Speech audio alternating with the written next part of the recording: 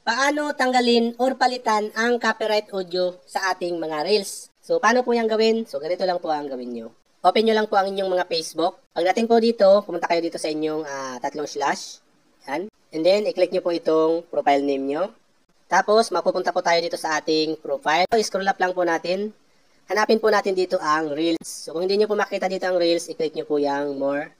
And then, lalabas po dito ang Reels. Ayan. So, i-click nyo po yan. And then, dito po, sa bagong update po ni Facebook, so, dati wala pong lumalabas na ganyan, need to review. Ganyan po.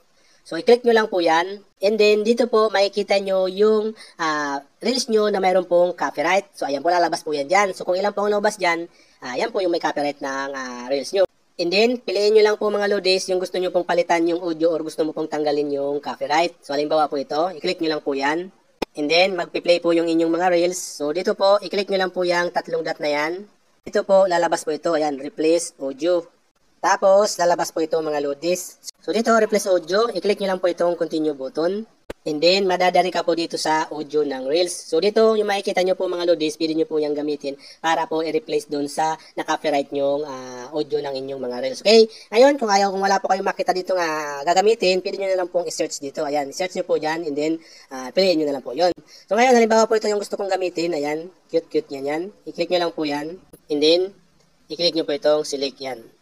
And then dito mga lodis, pwede nyo pong i-adjust dito kung ano po yung saang part po ng music ang gusto nyo pong gamitin para po sa inyong papalit sa inyong mga reels. Pero mas sinasuggest ko po mga lods, i-click nyo po yung mga star na makikita yung tatlo po yan. Yan po kasi ang iba dyan minsan na copyright pag ina-adjust natin dun sa hindi po naka-star sign. Okay? So halimbawa, dyan na lang po ang piliin nyo, mas safe po yan. Yan, click nyo po yung ganyan. Yan.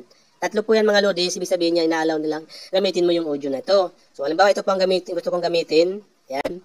Ngayon po, pag pili nyo na po yung music na gusto nyo ipalit sa audio nyo, i-click nyo po itong update audio.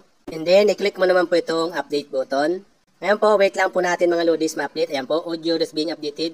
And then, pag once po na natapos na mag-load yun, so mawawala na po yan dyan mga lodis. Ngayon, kung andito pa rin, i-refresh nyo lang po yung inyong mga account, Facebook. So, and then dito sa need review. So, kung mapapansin yung mga lodis na wala na yan, wala agad, no refresh ko lang mga lodis.